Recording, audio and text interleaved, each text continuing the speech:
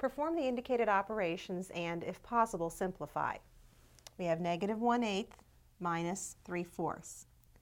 In order to subtract, we need to have a common denominator. Common denominator of these fractions would be 8. -1/8 already has that denominator.